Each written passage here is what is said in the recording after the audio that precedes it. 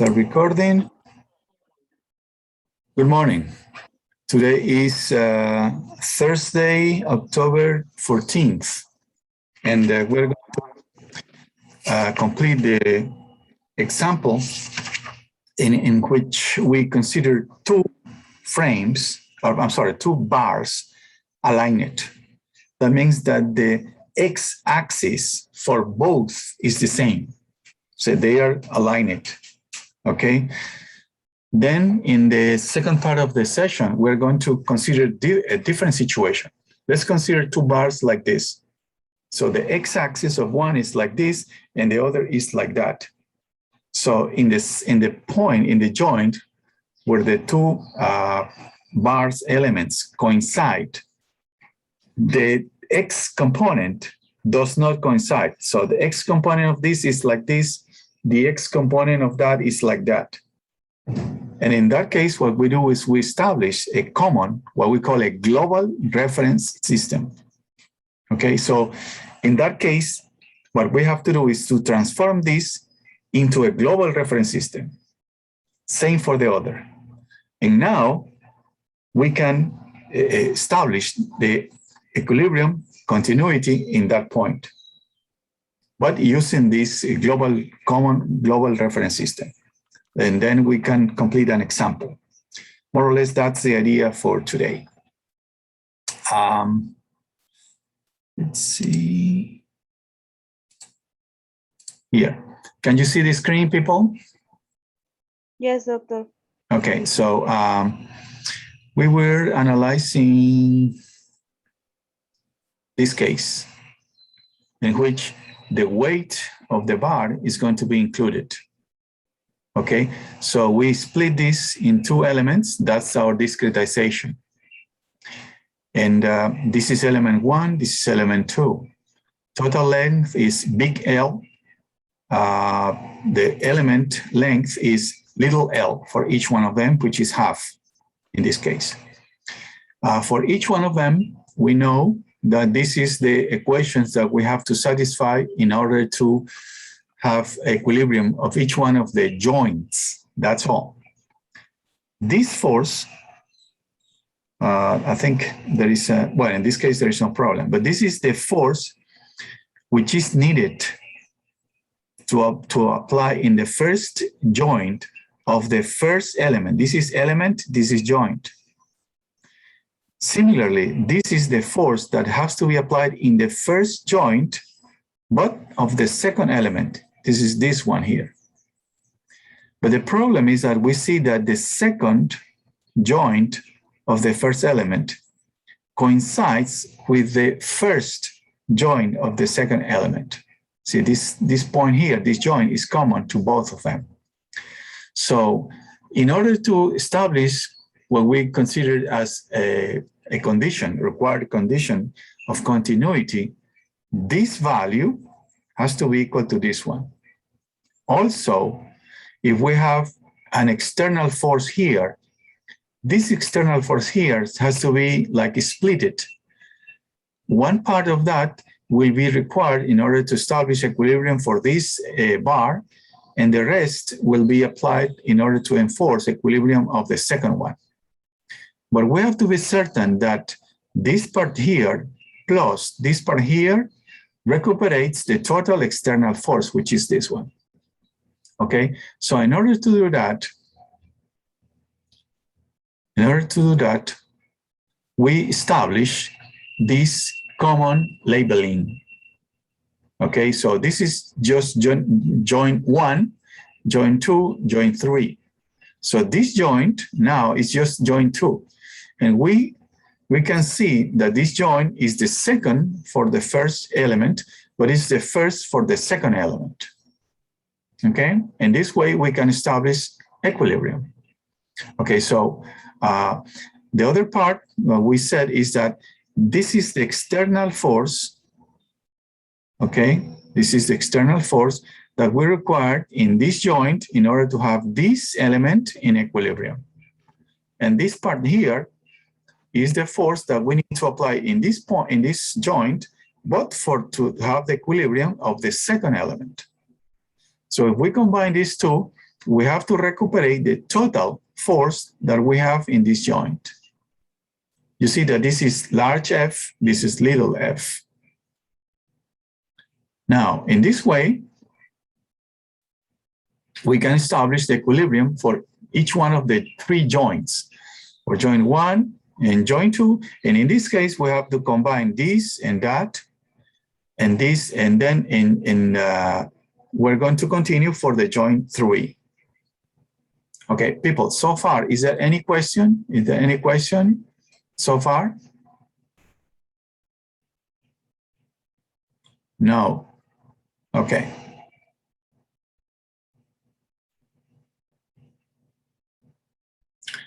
I think I was writing with green. So let me write the date to avoid confusions.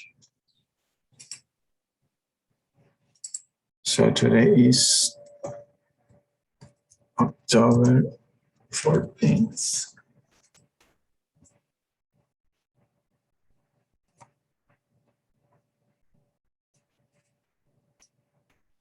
Okay, so for joint 3, we have only one external force required for one joint, and that's going to be equal to I've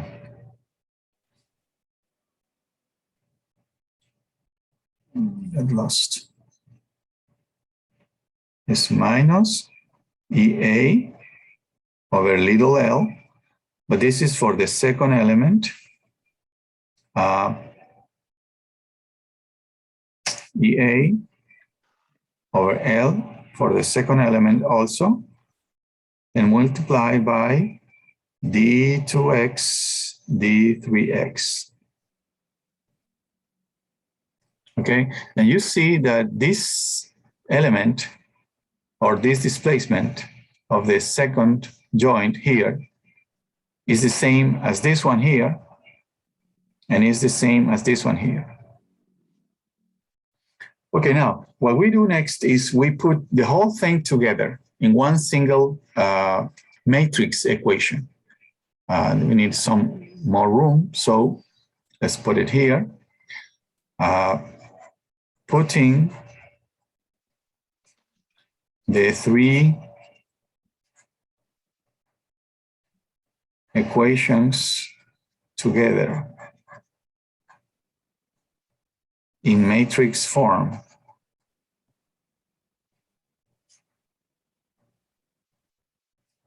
Okay, so let me go back. Okay, this is the equation. This is the first equation. I'm sorry, this is one here. This is for the first joint. And we have D1, D2, and we do not have D3. So what we can do is we can include one more term, but since that term does not participate in equilibrium, we have to specify this constant as 0. Okay? In the second one, we have the 3 joints. And in the third one, again, we have no participation of the displacement of the first joint. So what we can do is we can include another term here, is 0, which is going to be multiplied by D1x. And the result is, of course, is going to be 0. So let me put this thing together back here. So we're going to have a vector, so with external force. So this is a general, the external force F1, F2, F3. This is the total external force applied in each one of the joints. Now, in this case, we have for the first joint, they're going to be multiplied by D1x, D2x, and D3x. Okay, just to avoid confusion, let me identify each one of their columns and each one of their rows, just to avoid confusion. There. So in here, in the first line, I have, let me go back.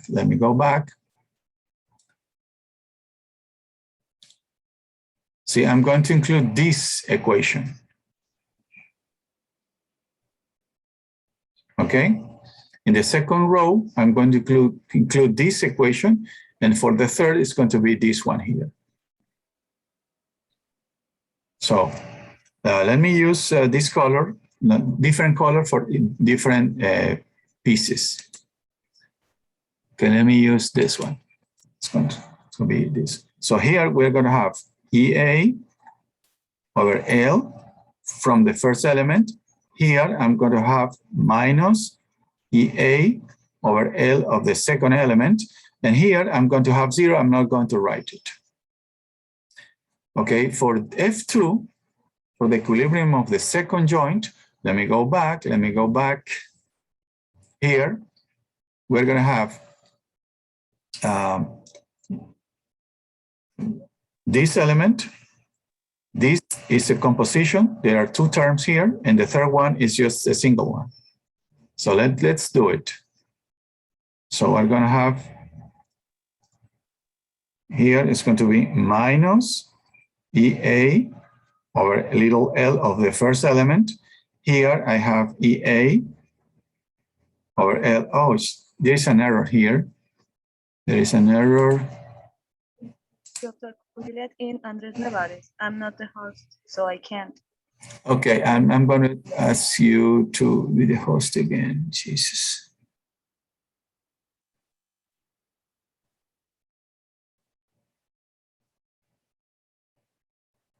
I'm going to admit Nevares, Cano, Ruiz, and Sanchez.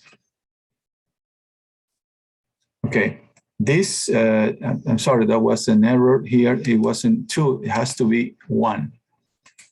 So this is 1 because this belongs to the first element. Okay, now in the second line, or the second joint, let me go back. Here, I have already written this part and this one here. I'm going to write this one, which is also multiplied by D2X. But this term here belongs to the second element. Okay, so I'm going to change colors just to identify. Let's use blue. Okay, so here I have to add EA over L, but from the second element, minus EA over L of the second element, minus EA over L of the second element, and plus EA over L also of the second element. And you see immediately how these things are connected, okay? The two elements. And the connection is because we have a common joint, which is the second one. Here, there is no connection, and there is no connection. This means that the first joint is not connected through any elements with the to the second element. And similarly, the third joint has nothing to see with the first element. This is because this zeros. So we can see immediately that we have this belongs to the first element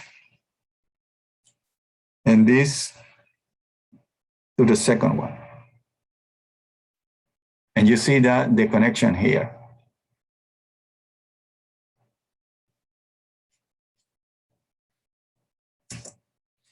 Okay. Questions about this, people? Any questions about this? No. Okay. I shared with you an example. I'm going to describe that example here. Okay. This is the same example that we are developing, but now I'm going to show you some results. And it's much easier if I do it with this projection. Okay, so this is what we have. Okay, what I did was I considered that this bar, total bar, is split in two equal length elements. So little l is L over 2 for both.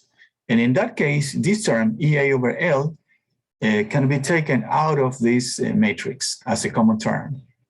So this one here, you see that this 2 is the combination of the joint in the intermediate joint. Now, to proceed to solve this problem, what we need to do is to specify external forces and also the supports in order to have enough boundary conditions to solve the problem. So here, I have a joint. Okay, so this is joint 1, joint 2, and 3. Okay, now, total weight is large W.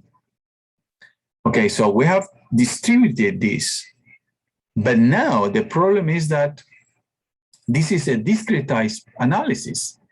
So what we can do is we can split it in here, W over 4, and W over 4 here for the first element. And you can see that this element weights W over 2. And that's equal to the external force that I am applying here and here. This is just like the common sense procedure.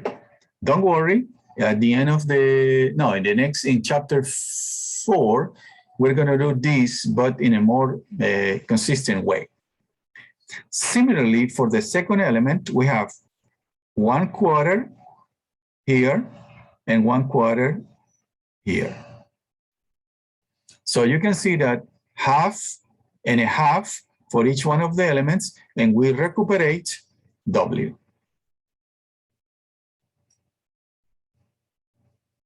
The problem was that I was not seeing this part here. I should have written in here, but anyway, you can see it here.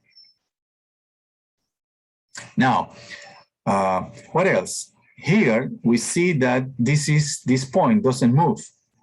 So if this is the local X direction, which is the same for both, you can see that this point doesn't move.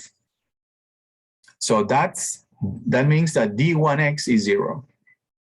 This and that can move, but we have to calculate how move the motion of that. This point here is very interesting. We have said that we have some external force from the weight, okay? But also we have the reaction here. So this is the force, what we can call the reaction. And this is what I'm calling this F1X. So this is the reaction. And you can see immediately that this is the support 1. These are unknowns. And the reaction, of course, is also unknowns. So as a result, we have 3 equations, 3 unknowns. So we can solve it. Now, the problem is that you see that this unknown is on the left and the other 2 are on the right. So in order to solve this, what we do is we solve first for the unknown displacements. This is our first subsystem. Okay, so the first subsystem considers only this part of the system of equations. See, we are left this for the second subsystem. Okay, if you multiply this 0 by this and that, these are known terms. If you know the displacement, what we can do is we can take that and move it to the left because that's known, that's an independent term. So this is the equation. Having multiplied 0 by this and that, so you can see that we have 2 unknowns, and this is completely solvable.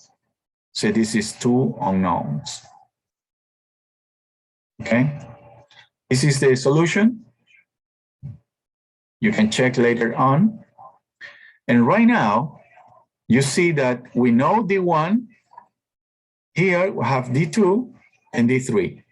See, after we solve the first subsystem, all the displacement of this system are known. The only unknown that is still missing is the value of the reaction. So what we do is we say, okay, we say we solve this system of equations, but what we really do is we multiply this vector, which is completely known, times the global matrix in order to find the unknown reactions. So this is what we do. We don't solve it, we just calculate the reactions, but basically that's equivalent in this case. So here you have it. So this is D1x, this is a condition, D2, D3, those were calculated in the first step. This is the global stiffness matrix. You see that it's a big K, and the product of these two has to be equal to this one, and this is the one that we need.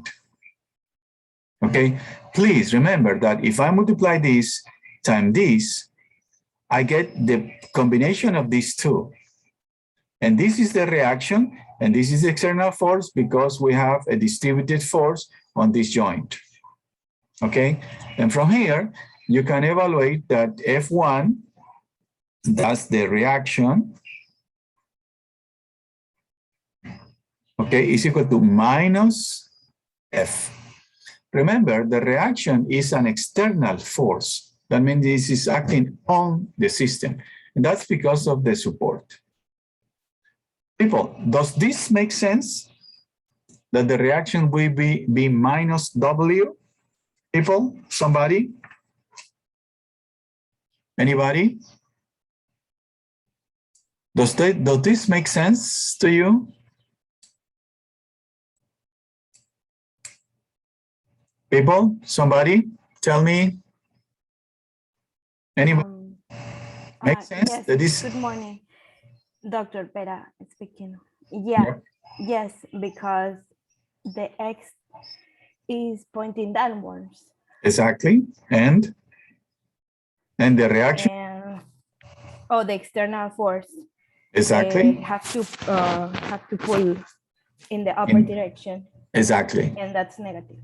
Exactly, exactly. So this is what we call analysis. Okay, so let me try to see if I can change.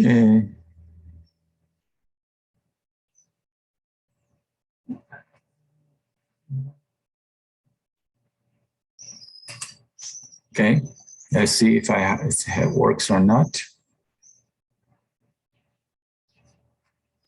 No, not here.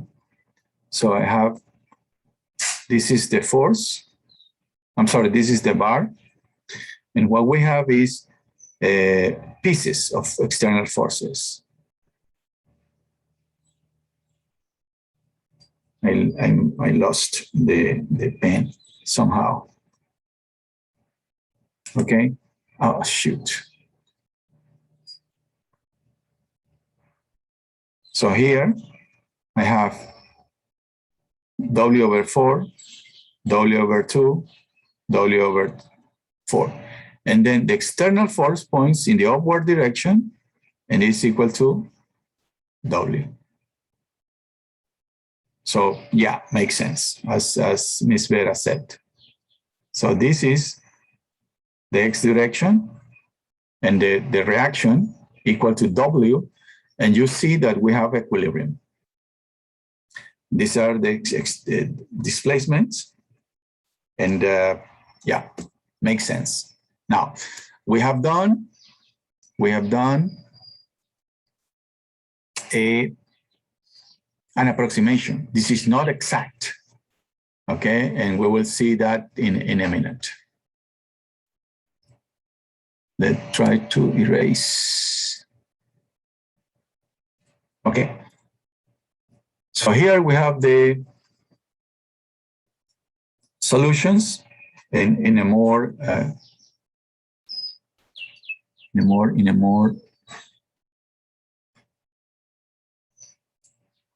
compact way. Okay.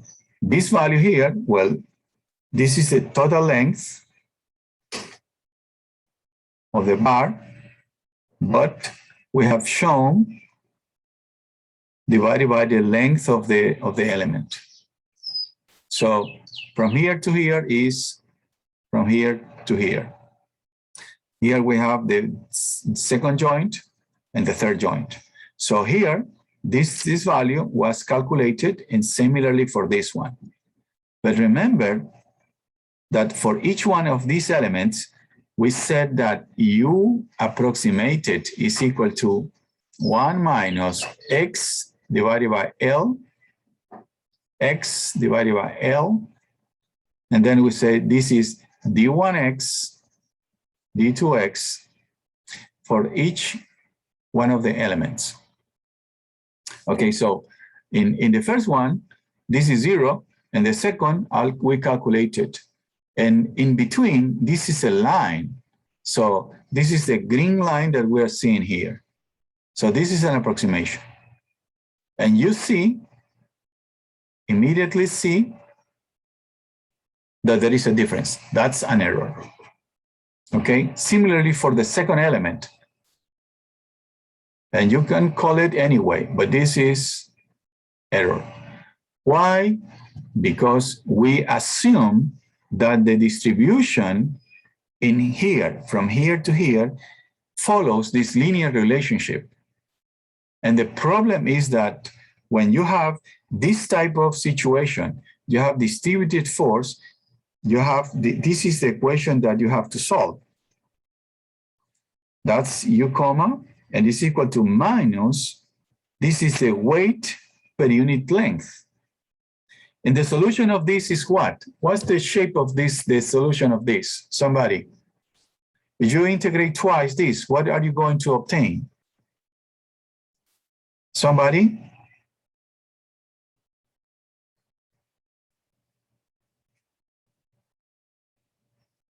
Somebody tell me, what's the shape of this U of x star? That's the exact solution. Anybody, if you integrate these twice, what are you going to obtain? Quadratic. Quadratic, exactly. It's a quadratic.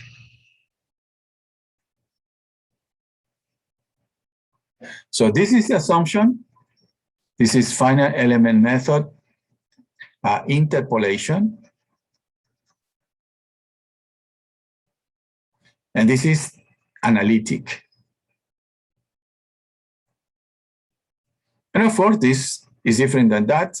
And the result is that we have a difference in here. Okay, here we have the stress, and we plotted in this way, divided by W over A. Okay, so we don't need values for this. I forgot this is supposed to be, it's similar to this one, but anyway, okay. And you can see here that EA, U comma X, that's the stress, right? So if U is quadratic, the first derivative is going to be linear. And this is what we see here. This is a linear variation. So at the end here, since it's a free, it's free end, the axial stress is 0. And that's what we see here analytically. If we do this, following the finite element approximation, what we obtain is that since we're assuming that U is linear, okay, then the stress in each element is constant. And this is what we see here. This is the finite element approximation for the stress in the first element, okay? And this is the stress for the second element.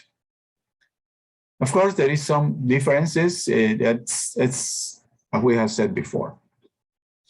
In the homework that I'm asking to do, I want you to include more elements. Okay, so we can partition here and here. And you will see that in this case, you're going to have some sort of an stairs. And you see like steps here, like this, and like this. This is what we expect. And we see that we are getting close to that. Okay. Similarly, in this case, we go straight from join 1 to join 2, straight from join 2 to join 3, etc. And in this case, we're going to have not 3, but 5 joints. 5 joints. And again, we're going to solve this for the unknown displacements, and that will be 4 displacements. Okay, in that case, what I suggest you to do is to do something similarly to this. Okay, when you have something like this, what you can do is you can try to put all of this on the left-hand side. Okay, of course, we consider again that the length of each element is the same, and then we can solve this in an easier way as function of this parameter. Okay, so in that case, we don't need values or numerical values, I mean. Any questions, people? Any question? Any questions about this? Okay, the example is similar to the first one, and there are a couple of things that I wanted to emphasize.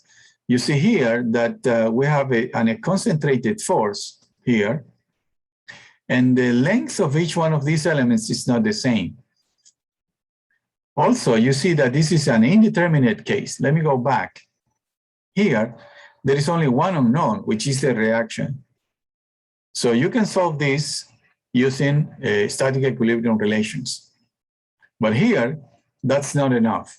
In this case, we have to use the second order equation, differential equation. Okay, this is a concentrated force that you can represent using a delta Dirac. Okay, so this is the discretization, 2 elements. And of course, we include 1 element in the point when we have this applied force. This is the system of equations. Okay, and you can recognize that what the L is in the denominator.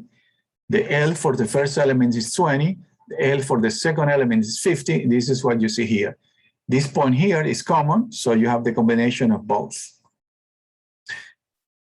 And again, D1 and D3, this and that are 0. So we take the second equation as the first subsistence, because that's the equation that includes this unknown displacement, this displacement. And from here, you can calculate D2. And once you get here, you recognize that, you know, D1, D2 is this one, and D3 is 0. So we can go on and evaluate the 2 reactions.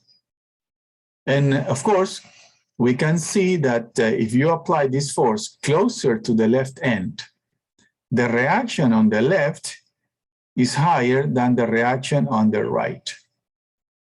Okay, you can try to solve this, for example, using a shorted first element. And you can see that this value will increase in absolute value, and this will decrease. And eventually, if you apply this force in this point, okay, the bar will not act. All this force will be absorbed by the support, by the reaction. Okay?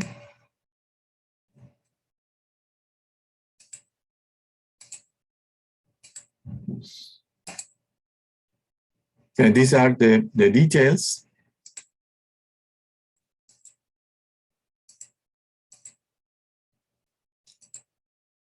You can follow them up. Again, after we have calculated D2, we can write the displacement for each one of the elements. Okay, for this one here, we say that this is an approximation, and it's equal to 1 minus x over L. In this case, this is L, so this is 20. Here we have x over 20. And here we have, this is multiplied by d1x and d2x, both of the first element. This one here is 0 because this point doesn't move. And this d2 was calculated somewhere here. Here, 1.4286 e to the minus 3 inches. So we can see that this is a linear function, and this is what we describe in here. We can do something similar for the second element, and we have to go from here up to here. Remember that we do is an interpolation. That means that we recuperate the value on the joints. So that's why we apply something like this. We have to recuperate this value that we know and this value that we calculated. Similarly, for the second one, we're going to obtain this line from here until here, which is 0.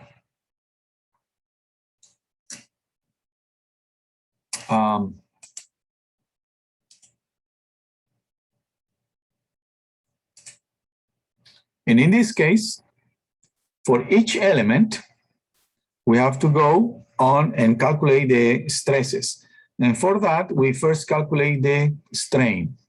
So this is equal to the derivative of u approximated for the first element with respect to x.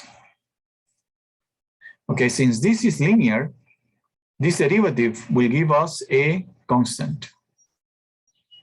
Okay, so this d2x we calculated here.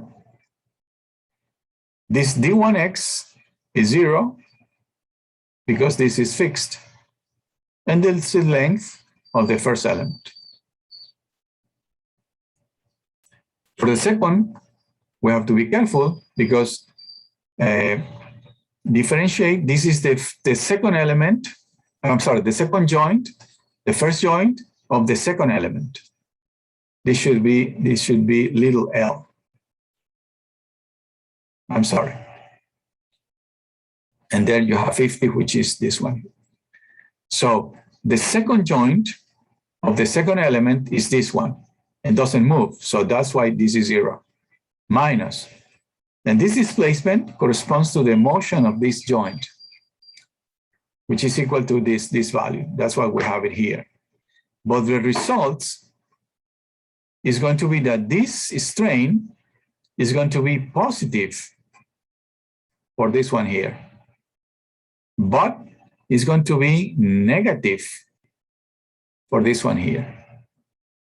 So if you apply a force here and move this section to the right, see, like this section moves to this point, this is u, you can see that this part here is in tension. And this part here is in compression. And that's what we're seeing here. The first sign is positive and the second is negative. So makes sense, makes sense. You can solve this problem analytically, and you will see that in this case, the solution is exact. Why do you think the solution is exact in this case, people? Anybody? Why do you think the solution is exact in this case? Anybody?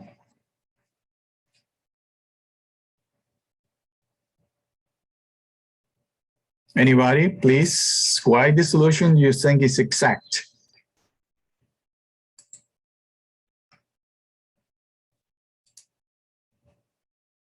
Are you listening to me? Are you?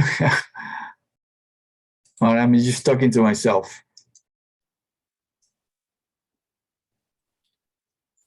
Because we have a linear solution. Yes, exactly. In this case, the equation will be EA, U, comma, UXX, and the